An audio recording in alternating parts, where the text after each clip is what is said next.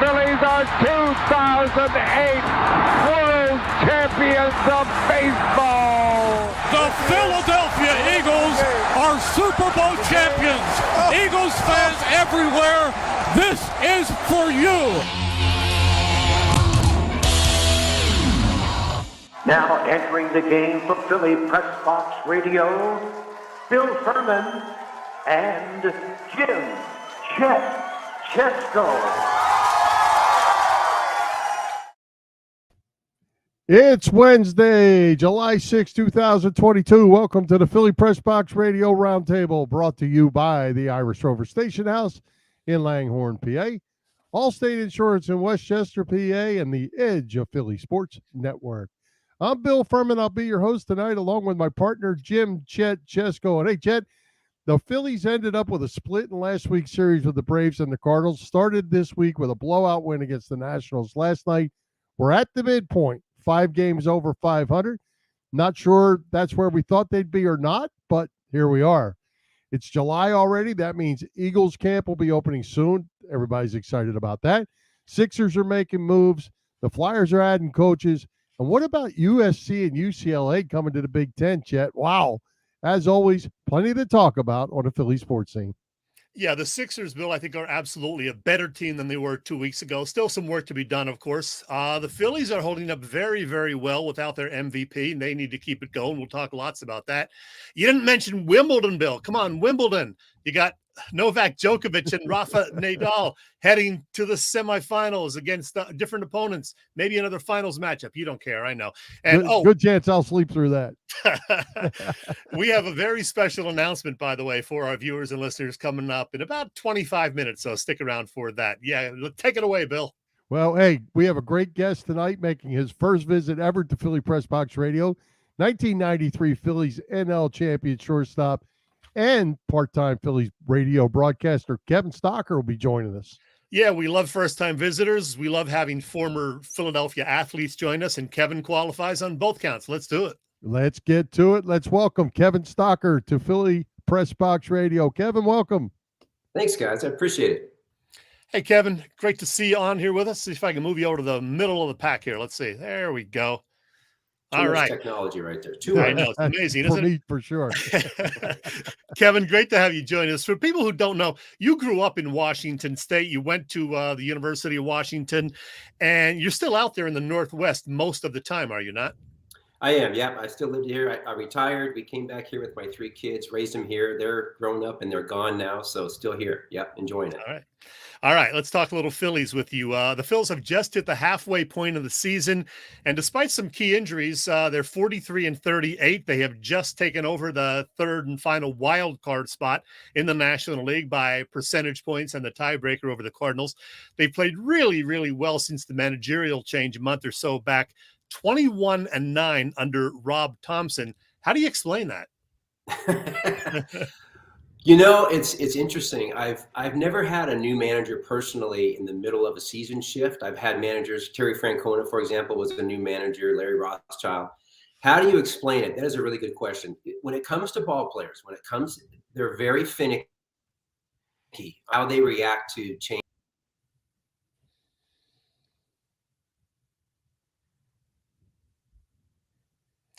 Kevin, we lost you. Come back. Are you there? We see him. Kevin, you didn't pay your internet bill. All right. Can you hear us? He's muted. Oh, modern technology gets us again, Bill. Yeah.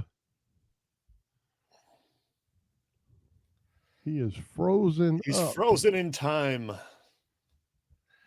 You know what, Kevin? If you can hear us, I was just there he is. He's calling back. To do it again. All right. You got me back? We got you back. There you go. Can you believe something happened? My computer went dead, so I'm on my phone. So I apologize if I'm moving around. So that's okay. All right, we'll go with this. So back to my answer on it's that modern technology stuff getting us again, you know? You've got to be kidding me. You do all this prep and none of it ever works, but I got you back. Sorry. All right. So yes, new manager. Yeah. So how do you explain that? What I was going to say was, baseball players have always been finicky, whether it's with a manager and new players, new teams, they have all kinds of excuses. I went through the same thing. It was never my fault. There was always an excuse. But players react differently. Now, I think in this case, a change definitely needed to be made. The question is, what was that change? Whether or not it was all Joe or not, certainly the players take some responsibility in that. Something had to shake up the team a little bit. And something as big as letting Joe go, firing a manager, whatever it is, or a big trade can really shake the players. I mean, it literally gets the guys going, okay, now the front office has made some changes. They've got their part. Now we have to do our part. For whatever reason, the guys have responded. I will say Thompson is unbelievable when it comes to just as a person. When you talk to him for 5 minutes, you can't help but feel better about yourself. It truly is remarkable how he is just in conversation. So, but to be honest with you, those are just some of the guesses that you would guess as to why they responded as they did. Mm-hmm. Well, Kevin, one of the things that has seemed to come out a lot in the press is how Joe didn't seem to favor youngsters quite as much, where Rob is utilizing those youngsters. And I've heard this before. I know a lot of people in the Tigers organization that knew Sparky Anderson, and Sparky Anderson did not like younger players. He wanted old Grizzly guys.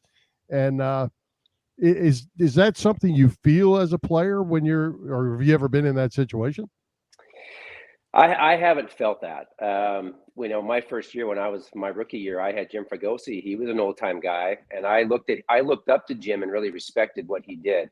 I'll be honest with you, the time that I spent with Joe, and I did so far, it's been mostly in April and May. I did not feel that. I didn't get the sense that he was favoring them. I saw him talking to the young guys and working with them. The one thing that was tough from a broadcasting standpoint, and I think it is the same as a player with Joe, is that he was extremely unpredictable. And as a player, when I was playing, playing for like Fregosi, it was a little bit different back then because we had the pitchers were hitting and the DH. I get it was a little bit more National League game, but man, as a player, I could really think along with what Fregosi was going to do.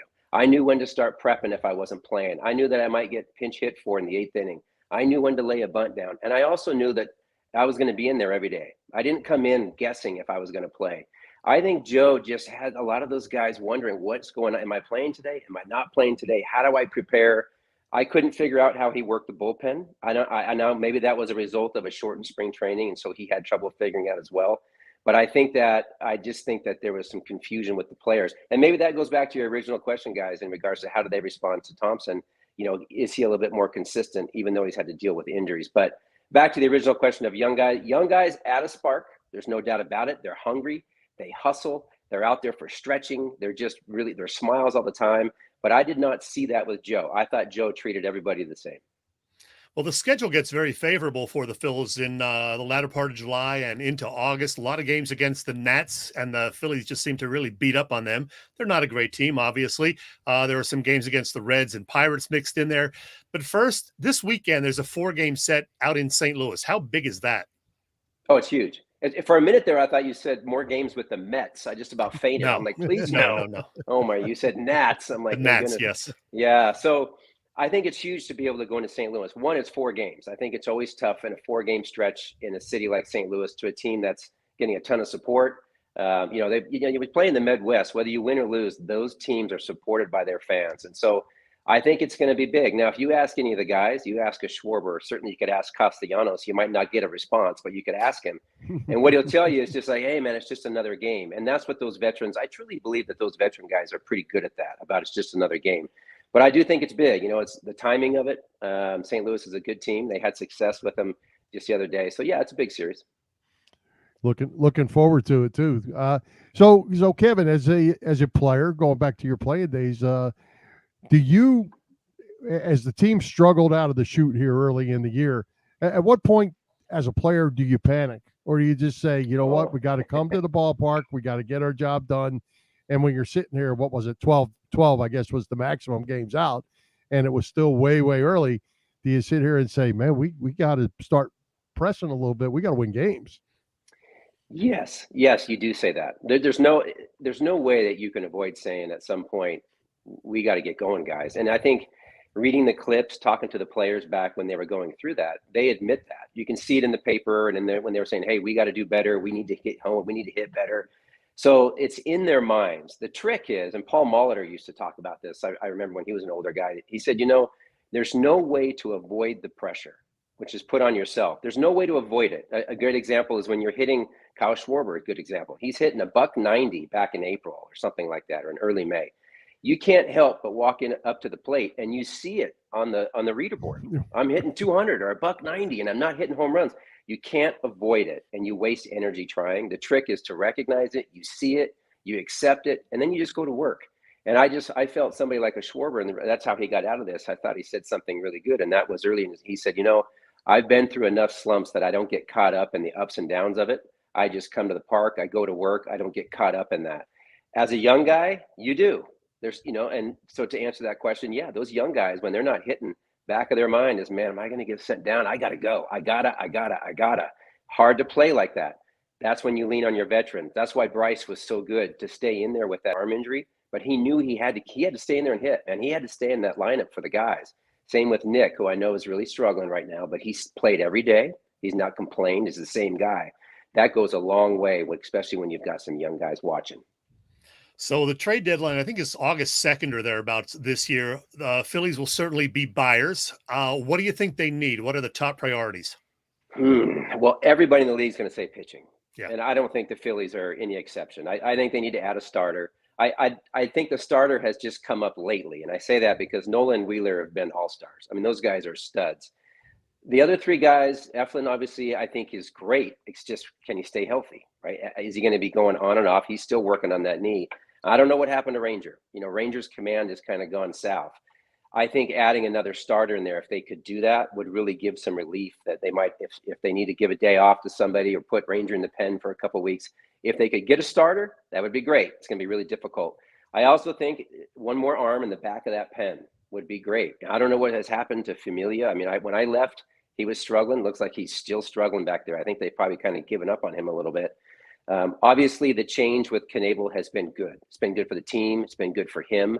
I think if the fans are watching, they have to know that that's been better for everybody. And then Sir Anthony, it's his time. I mean, I think if he doesn't grab that back end role, he's crazy because he's got the stuff to do that. It would still be good to get one more back end right-handed arm back there. And then the last thing, that would be the first two would be pitching. If I had to say somewhere as far as hitting wise, it's been a rotation in center field. It's easy to say center, right? Now it's tough because the Phillies lost Bryce defensively early, and Bryce in right field I think he's a good outfielder. I really do. And so Nick's done a fine job out there, but playing every day for that kind of a player, that size and the way he approaches the game, and Kyle is tough. Vierling and those guys are great, but it'd be nice to get a bit more of a stick out there in center field. And that's going to be hard to find as well. I think there's going to be traders, the Reds, the Cubs, they're going to be looking to get rid of guys. So there's going to be opportunities. So that's what I would say, those three.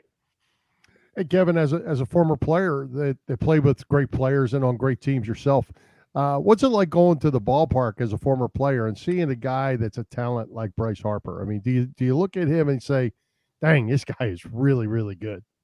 Yeah, I look at him and I say, man, I wish I could have done that. Right? I mean, it's like, man, it's just, I think what's impressed me the most, and I'll be honest with you guys, before this year, I didn't know Bryce. So I really hadn't met Bryce. I hadn't had a chance to talk with Bryce. I watch him play like everybody else, and so forth, and seen how he's matured. I have a lot of respect for the way that he approaches the game. I think he's extremely professional. And what I mean by that is, now that I'm broadcasting, been doing it since I retired, now doing some work up here at the big leagues, to be able to go down and say, hey, Bryce, do you have a few minutes? And to get a respectful answer, yes, I do. Let's do it at this time. Or to say, how about tomorrow? Or whatever it is. That's being a professional. I respect that. And that, I think, is something that I really admire. But yeah, to look at what he's able to do, he still has a two-strike approach, which I love. You don't see that very often. And so he's not afraid to put the team on his back. And that's what you want. He'll go out there and say, hey, look, jump on my back. I got to do better. I'm going to do that. And I guarantee you right now, it's killing him. It's killing him that he can't get out there. Absolutely. Well, Kevin, you probably know this. It was 29 years ago tomorrow that you made your major league debut. Yeah, 1993, July 7th. That's my jersey. Those are my jerseys right there. Yeah, back there. All right, two-part question. What do you remember about getting the call, a day or two ahead of that to go to the big leagues for the first time? And what do you remember about that great lengthy first ball game that you started? Oh my gosh. Well, yeah, it's a two-part story, right? So I'm in AAA. George Culver is our manager. and we are scheduled to leave the next day. We're going to go get on a plane and fly out in AAA. I get a phone call at 11 o'clock at night, and he lets me know, hey, you're getting called up to the big leagues. I'm like, this is awesome. First, you're nervous, a lot of emotions. But I go to the ballpark in the morning, and all of my equipment, my bats, my bag, everything has already been shipped over to the airport. So now I got to hop in my car. I go over to the airport. This is in Scranton, so it's a small little airport. I literally walk in, and I said, hey, I'm with Scranton, Wilkes-Barre here, and I need to get my bags for baseball. They said, come with me. So we literally walk out by the plane, and all the bags are there. And I sift through all the bats. I get my bats, my equipment right there on the tarmac, right, the plane. I get in my car. I drive down to Philly, get completely lost. Mind you, I have not been to Philly before. This is my first experience. I had not been there. So it wasn't too hard. We didn't have Google Maps. We didn't even have cell phones yet. So I find the field, get into Veterans Stadium in my sweet little Honda Accord that I had, whatever it was. So I go in, and Bo is in there, of course, and he's like, hey, don't worry about hitting. Just catch the bleeping ball. I'm not going to tell you what it just catch. He's putting his finger like this on my chest. Just catch the ball. I'm like, okay. So I remember going to batting practice, and as you walk down the tunnel, as we did, not now, but as you did at Veterans Stadium, right next to the tunnel doors was the lineup, and you would slide the cards in. So I see it. This is before batting practice, and I'm not in there. Okay, Mariano was playing. I'm like, okay. Duncan's playing. I get a little time to kind of get my feet wet. So I go out, do my stuff, do a little press, hit, still got some nerves. I come in. My locker's right next to Darren Dalton, so he's sitting there, and so he's great. I got to know these guys a little bit.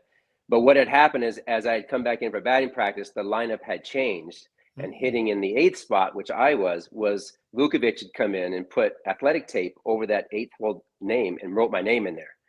So now I'm just like scared to death. I'm like, okay, I'm in there. All right. So we go out, start the game. I get to play the first inning. It kind of calms me down. We come underneath. Mind you, now this is July. I know you guys are Philly guys, so you know how hot it is. I'm a little nervous, so I go down under the tunnel, and I'm getting my batting gloves on, and Lenny's up. So Dykstra's leading off, gets on, steals second, hot. He comes in, scores on a close play, comes down. We all high-five him, and I'm standing there under the tunnel, getting ready to hit, and Lenny sits down on a bucket. Now he's got chew just coming down. And he's dirty, and he's got sweat, and there's just all this. So he leans over, and it's hard to do because remember I'm holding my phone. So he's sitting on a bucket, and he's got the wall behind him, and he starts spitting it out. So it's just blah, blah, blah. So I'm kind of watching. So he reaches up above him on this electrical box, and he grabs a pack of chew, and he just starts cramming it in. Oh, he's just putting all this chew in there. Big old wad of chew, okay? So he puts it in, puts the chew back, kind of spits some more out. He reaches up, grabs a pack of cigarettes, and puts in a cigarette, and he lights it, and he takes a big drag. He leans back, and he goes, welcome to the big leagues, kid, just like that. And I was like, okay, he's smoking. I couldn't believe it. That was when, and so then that first game, we went 20 innings. Yeah. My first game in the big leagues is 20 innings. We won in the bottom of the 20th. High five, and everybody's happy. You had 9 plate appearances, right? I had 9 plate appearances and 3 walks. I think I got hit. So I might have 2 walks, hit by pitch. I had an error. I had a game-saving play in the 9th inning. Yep. What I didn't have, I had opportunities to win the game, 2 opportunities, and grounded out weakly. And that goes into the last part of the story. I know it's long. I apologize, but we get all done. It's 1:30 in the morning, 1:30, and I'm still jacked up. It's my first game, right? But 0 for 6. I go to my locker. We take off all of our stuff.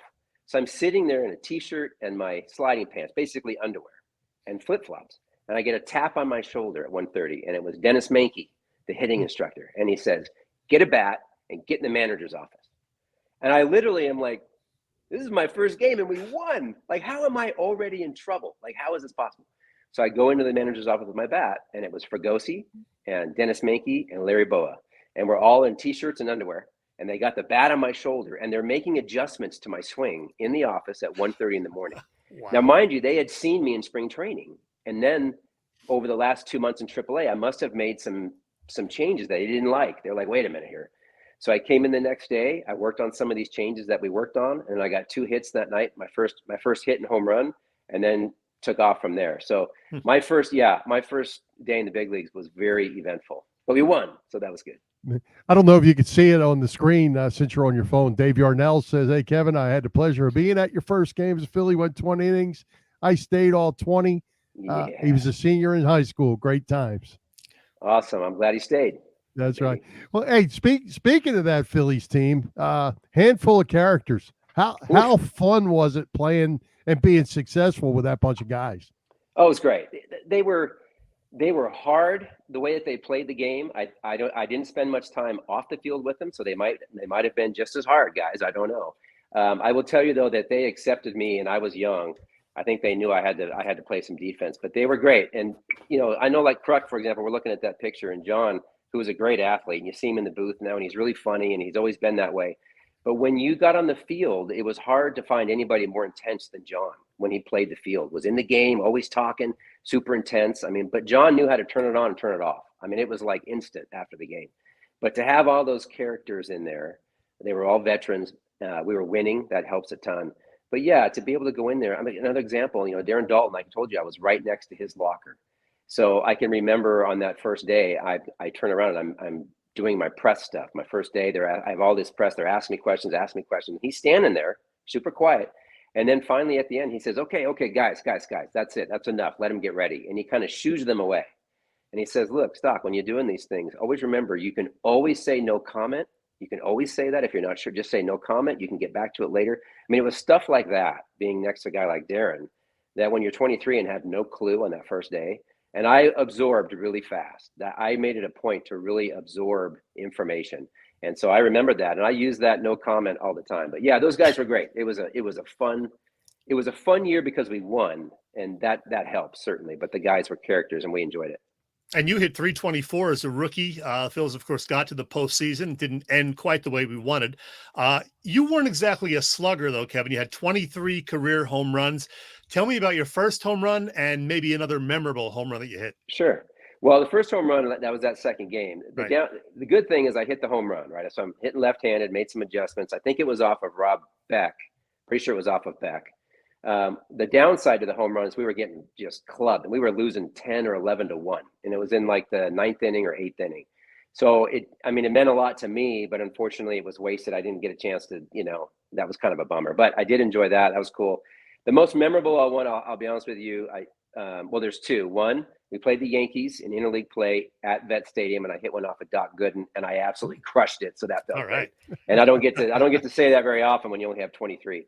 The other one was I was playing down with at the time called the Devil Rays, and it was the only time I hit a walk-off home run off of Mike. I think it was Mike Jackson, a closer at the time for the Indians, and that might be the only ball that I hit that I truly knew when I hit it, it was gone, and I got to like actually trot to first base. Like I had never done that. So those were some memorable home runs, but there were so few and far in between. Fred McGriff told me, I played with Fred McGriff, and he says to me, Stock, listen to me. He goes, it's a 6-month season. So all you got to do is hit 5 home runs a month. So in 1 month, you might get 120 at-bats, maybe 100, something like that. Just 5. At the end of the year, you have 30 home runs, and you get a ton of money. You're good. I said, okay, I'm going to do it. So I tried one year down there at Tampa. I was going to hit home runs and uppercut. And I had 5 home runs by All-Star break, and I was hitting 200. I said, Fred, this is a joke.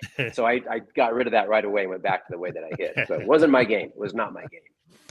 Hey, Kevin, at what point in your career, or did you know even before you got to the big leagues that broadcasting was in your future? Is that something you always wanted to do?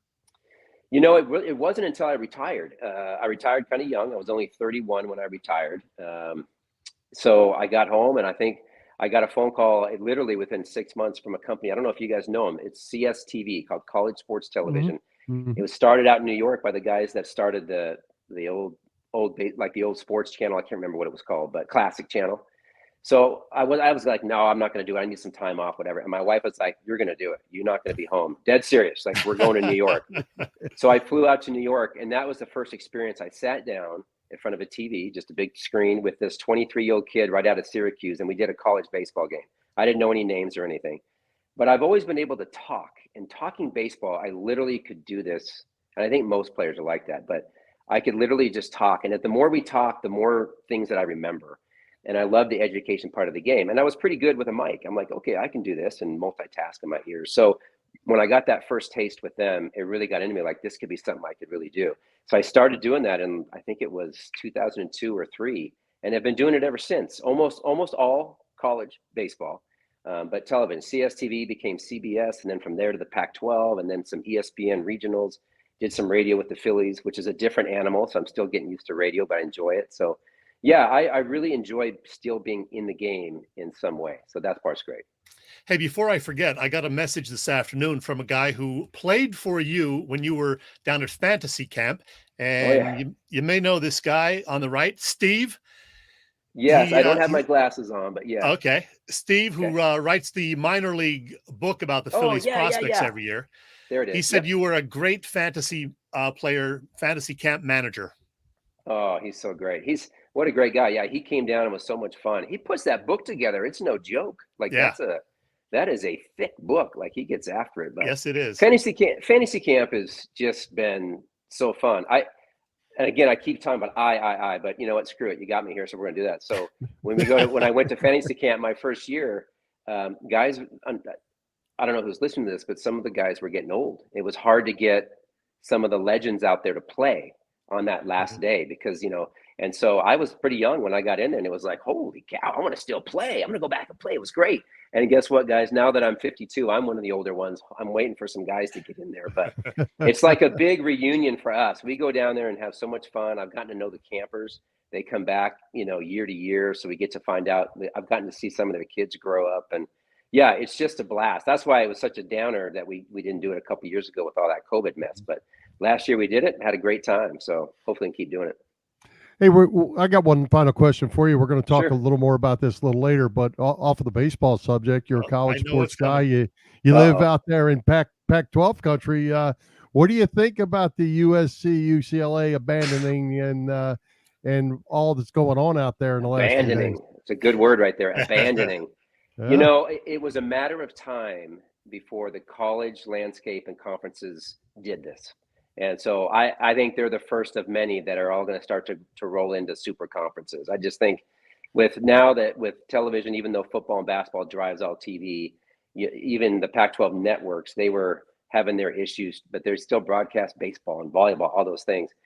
It's interesting. I don't know how I feel about it. I'm going to be honest with you. I don't know enough about it to know what the economics of how it's going to affect what the Pac-12 is going to do. I think that it's a hard swallow for somebody who played in the Pac-12. I like the Pac-12. I live on the West Coast now. At least I do now. We may or may not be here next year, but I think it's always been really good sports. But again, the economics gets involved, which usually goes to television. That's going to drive everything. And if it's not working out here for them, they jump to the Big Ten. Good luck, and off they go. So I don't know if I really answered that very well, but that's my answer. As Darren would say, no comment. There you go. Hey, Kevin, the sound of your voice answers the question. Yeah, right, exactly. When's your next Phillies assignment, Kevin? I actually am heading all the way to Miami next week. I think it's right before the All-Star break. So thanks to the Phillies to send me from Washington State all the way down to Miami. But it's right, it's right before the All-Star break. I did it back in 2018, went down there and did these 3 games. So I'll be there for those 3. And then my last trip will be at the end of August, first week of September. I'll join the team in Arizona, and I'll hit them in Arizona. We'll go to San Francisco, and then I'll come back to Philly for 4 with Miami. And then that'll be it for me. Kevin, I just got to tell you, you don't look a whole lot different than you did 29, 30 years ago. Look at you there. Man, I like you. Thanks, buddy. I appreciate that. Yeah, I'm looking at those cars. I've got these cars. You got a good one there. Some of them aren't so good, but yeah, I appreciate that. I can't move like I used to, but thanks. You can wait, believe me. Yeah.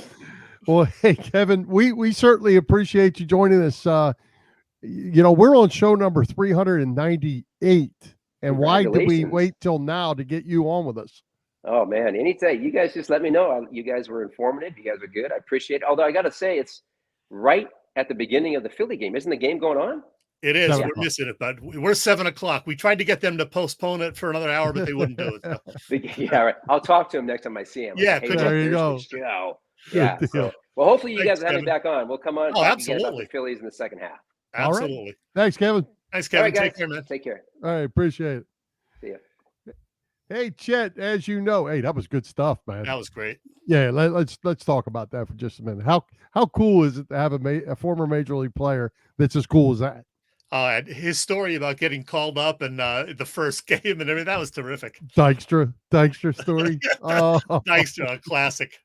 I bet you he's got a lot more Dykstra stories, so we're going to have him just back. a whole bunch of other Oh stories my. too. We could do a half hour or more on Dykstra, I'm sure. That's right. Speaking of that, I don't have it right in front of me because I didn't know we were going to talk about it. Dykstra is going to be somewhere down the shore, I think Friday. Oh boy. At some appearance, question and answer type thing. My brother-in-law sent it to me. I got to check that out because we were talking about maybe trying to go see it. It would be interesting. Would that not be chaos? Have the recorder rolling. That's right.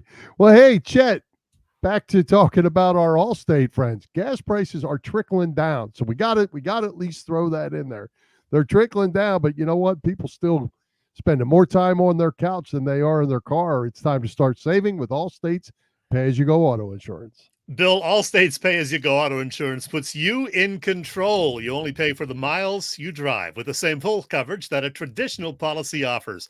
Pay-per-mile insurance gives customers greater control of their insurance costs. See how much you can save with pay-per-mile car insurance by calling your local agent in Westchester, PA. You know it. It's Dave Lavoie. Call Dave at 610-430-0700. Again, 610-430-0700. And start to save more now that maybe you're driving a little less. There you go. Hey, Chet, speaking of driving, tell us what's going on over at the Irish Rover Station House. They always have good stuff going on. Well, there's often something special going on at the Irish Rover, from, happy hour deals to weekend dinner specials to their Thursday killer burger offerings. But they've got something a little extra special coming up in about a week and a half, Bill. It is Sunday, July 17th, 2:00 in the afternoon. And it is, Bill, us. Oh. Yes, us. This is us back in 2018 or 19. We were there. That was with our pal Freddie, of course, Freddie Burns, and Chris, who's still there managing things at the Irish Rover. And we're going to be back there Sunday, July 17th, 2 p.m. Mark your calendars, folks. It is going to be sponsored by Miller Lite. We will have a live broadcast. We will have a special guest yet to be determined. We will keep you posted on that. A lot of giveaway items, including Phillies tickets as part of some sort of a raffle. We're still putting all the final details together, but it's all going to happen at this place that you see on your screen, the Irish Rover Station House. It is on Bellevue Avenue in Langhorne. And we will be there, and we hope you are there as well a week from this Sunday. Hey. Good stuff. Hey, I had a chance to look this back up while you were doing that. Lenny Dykstra, Tell All, and Question and Answer, Keenan's Irish Pub, North Wildwood. It is not this Friday. Next Friday, July 15th, 7 p.m. Bill, you got to go. You got to go for me. And I think I might try to do that. Have your little camera recorder ready to roll. That's right. We're going to skip Merrill or Willie or whoever because we got lots more to talk about, Bill. What do you want to talk about? We do. Well, hey, we mentioned last week James Harden was going to turn down the Sixers guaranteed offer. He did just that. Freed up some cap space. The team went ahead. They signed P.J. Tucker, Daniel House, G League MVP Trevlin Queen. You said in the beginning, in the opening, that they're a better team. This moves the needle for you. You think progress has been made? Well, look, I'm not going to tell you they're all of a sudden an NBA championship contender with these moves, but they are certainly better than the team that finished the season getting booted from the playoffs in the second round yet again. We talked last week about DeAnthony Melton. He's going to help them. And as you've mentioned, they've added a couple other guys since then, most notably PJ Tucker. Some people are a little concerned because he is 37, but he doesn't play like a 37-year-old. He's tough. He can shoot. And did he look like he was 37 in the playoffs? No, maybe James Harden did, but PJ Tucker did not. Although he averaged just 8 points or so a game in the season, he shot 41.5% from three-point range. And as I said, he brings toughness. Daniel House, same deal. Not a huge scorer, but he can contribute. Another guy who's going to be a role player off the bench, and he can shoot from the outside as well, 37.5% from long range.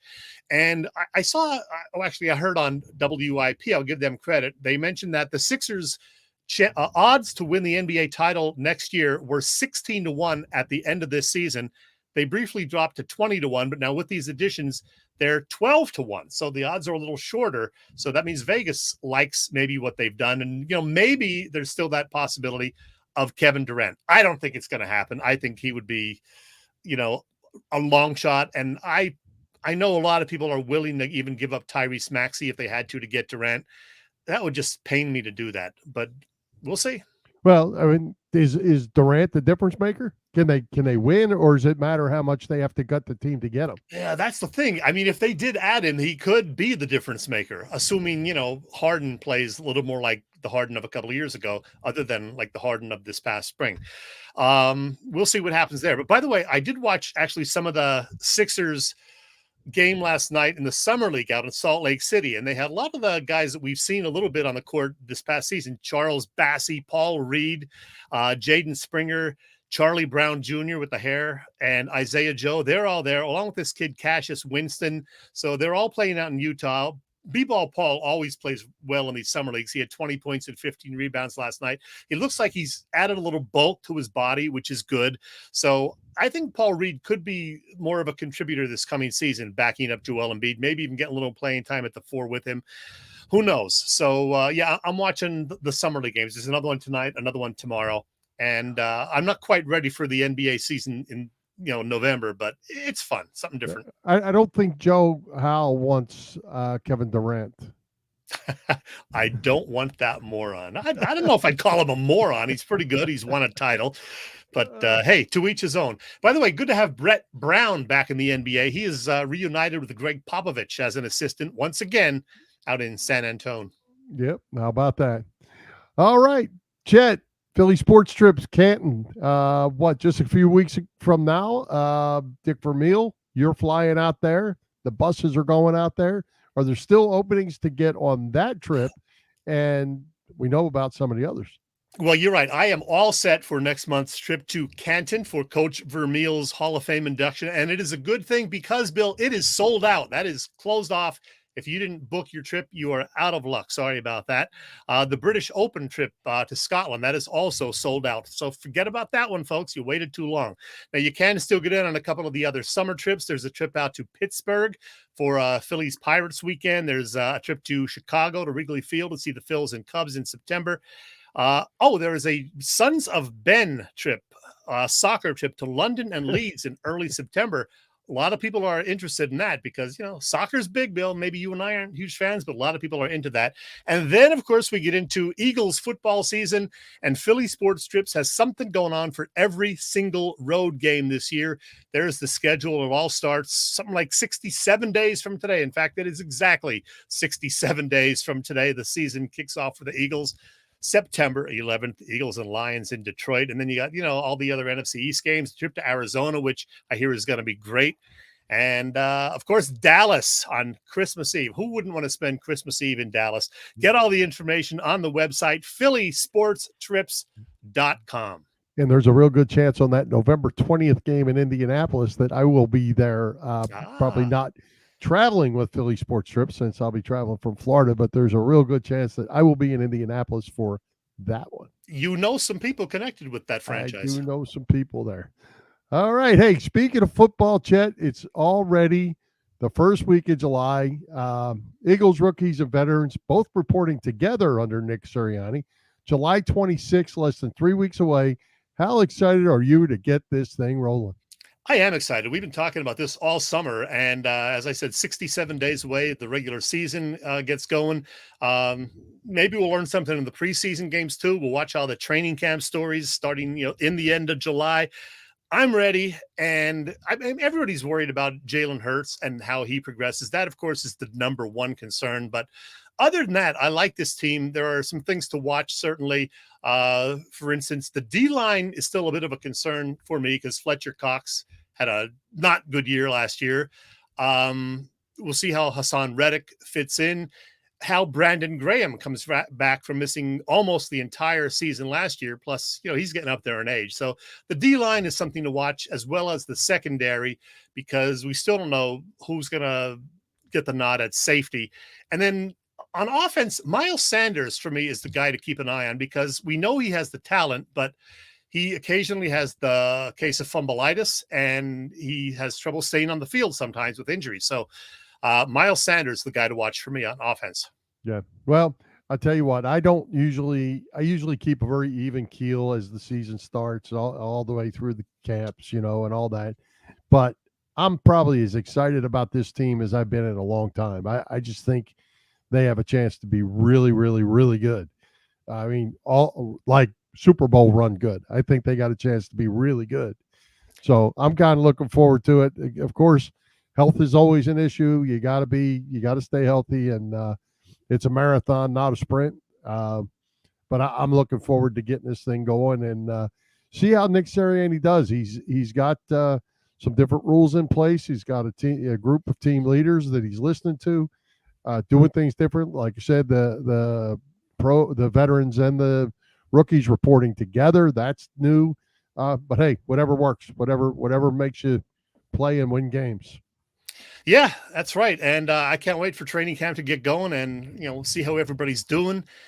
See AJ Brown in action and, Dean, and it's going to be fun. It's going to be a fun summer and hopefully a fun October, November, December too.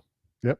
Well, hey, Chet, speaking of football, we touched on this with Kevin Stocker. Huge news this week. USC, UCLA joining the Big Ten.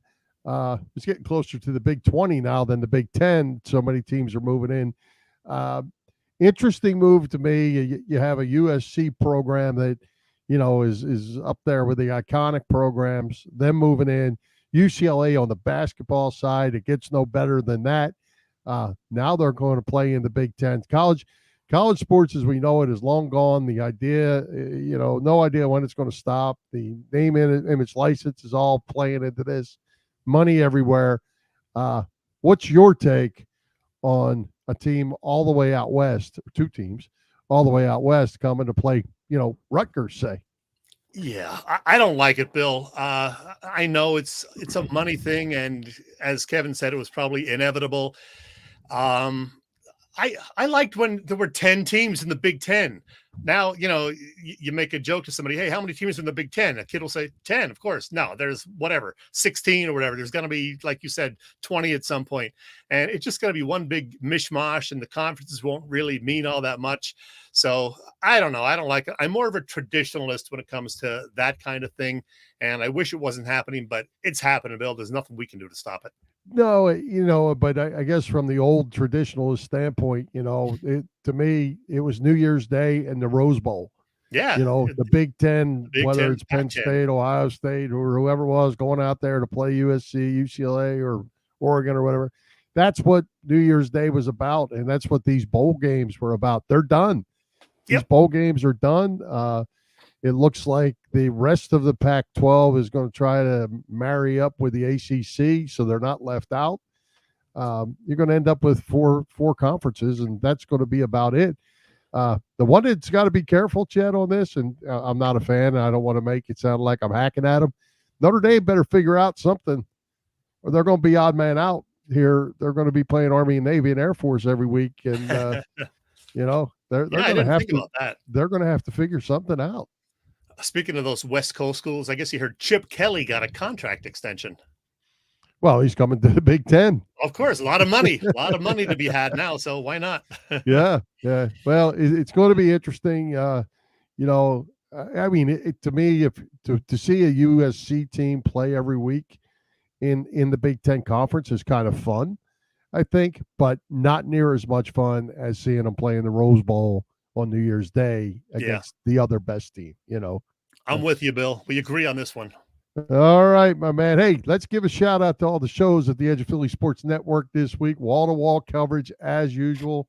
Network is loaded up. You can catch all the action on www.eopsports.com, as well as Edge of Philly Sports on YouTube. You can find our show on Philly Pressbox Radio YouTube channel as well. Check out all the shows. Subscribe, follow, like, and share with your friends. We got Flyers. We've got Phillies. We got Phillies post game every night by Matty B doing a terrific job.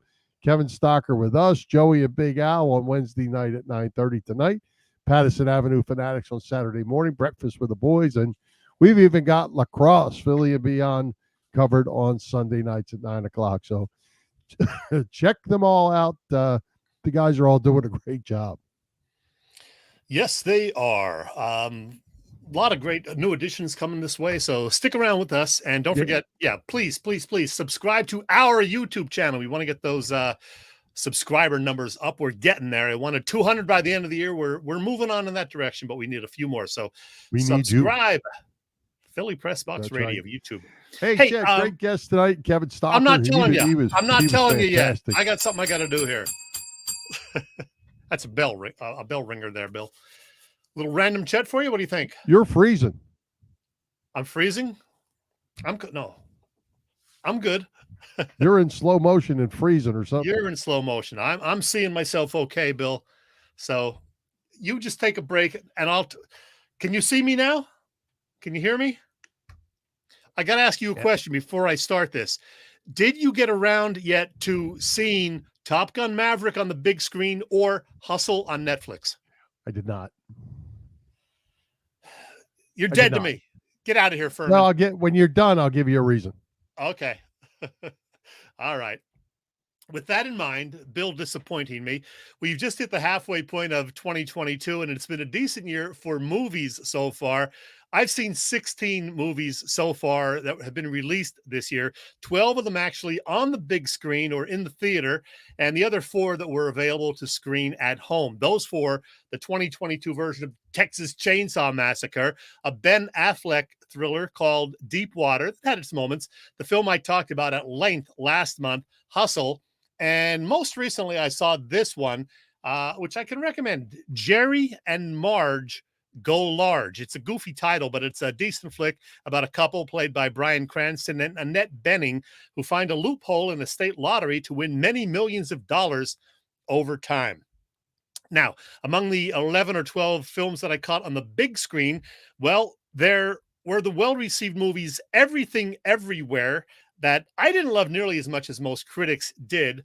There was a Mark Wahlberg film, Father Stu. Yeah, I did see that one, about a guy who goes from being an agnostic boxer to a priest who devotes his life to helping others after he had a bad motorcycle accident. I saw the latest Jurassic Park movie, Jurassic World Dominion. Saw that one in 3D. I saw the new thriller, The Black Phone, recently. Not bad. And I saw this one, also, a very cool Nicolas Cage movie in which he plays, well, a version of himself, that film being The Unbearable Weight of Massive Talent. No longer in the theater, but watch for it to maybe rent at home. My 3 favorite movies that were released over the first half of 2022. Well, number 3 on my list, getting an A-, the new biopic about the king of rock and roll. That, of course, Elvis. It is called Elvis. Austin Butler is terrific in the title role. Second favorite movie, the aforementioned Hustle, which is available on Netflix, starring Adam Sandler as a Philadelphia 76ers basketball scout. And a must-see for every Philadelphia sports fan, certainly that one, Hustle.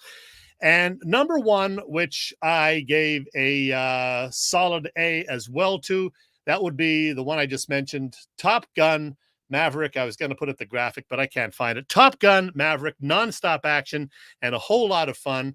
See it while it is still in the theaters. There you have it. Go see a movie, and that includes you, Bill Furman. Well, I'll go ahead and tell you my story really quick. Okay, what's your excuse? Okay, it's not an excuse, but you will find this incredibly hard to believe because you are a TV movie geek. Yes. Yes. I made the conscious decision when I came camping, I'm in my 4th week in the campground down here, to not buy a second TV for outside the camper. So there is one inside. The kids watch stuff on it from time to time. Otherwise, it has not been turned on. So I can tell you, Chet, I have not had a TV on in 1 month. Wow. I listen to the games on the radio, sitting outside. I have not, and if I want to watch highlights, I pull them up on my phone and I watch them. I have not seen a TV in a month, and you know what? I'm pretty happy about it. Wow. Yeah, I couldn't do that. Well, I know you're a geek. Yeah. So that's not necessarily my excuse. That's my reason. Okay. For now. Okay. And you couldn't get to the theater? Why? Well, to see Maverick? I'm I'm on vacation. I'm camping. I'm not going to the theater. Who would do that? I would. Would you go to the beach or would you go to the theater? Come Well, on, there's man. rainy days. There are rainy days. You can go to the theater indoors. Okay. Never mind. All right. Let's get to our guest. Kevin Stocker was great. Who's coming to Philly Pressbox Radio next week for number 399? Well, next week, Bill, we will be joined for the first time in over a year by former Philadelphia Daily News writer and reporter Ed Barkowitz. Eddie B, back for the first time since, I believe, June of last year. We will see what he's up to and talk about all of the Philly sports scene with Eddie B. There you go. Good stuff. All right. I got you something else. Go ahead. I was going to say, you want to talk about the Flyers coaching, or we just No, I don't care about the Flyers coaching. Okay. You posted this last week, as did several other people. It was something we didn't get to last week, unfortunately. It was the Goats of Broad Street, and they put out this list, the top 20 Philly athletes over the past 50 years. So from 1972 to today.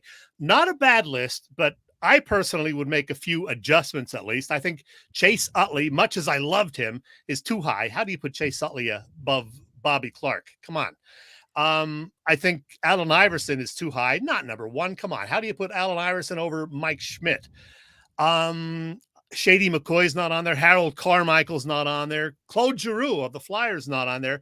I know you would have to take off one or two or three guys if you put those guys on there. And then there's the Nick Foles question. I know he won the Eagles the Super Bowl 4 years ago, but Nick Foles at number 9 ahead of all those other guys, I just don't get it. What's your take on that list of 20 right there, Bill? Throw it out.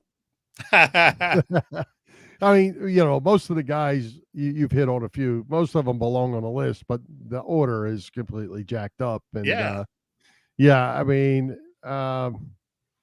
there's the McNabb at 11, Cunningham at 16. I'm not sure about that. Jason Peters, I'm not sure he even belongs on this list. That back end there is really kind of messed up. Moses Malone should be higher, I think. Nick Foles shouldn't be on this list. It certainly, it was fun to talk about. A lot of comments, a lot of opinions, that's, I'm sure, what was the purpose of it.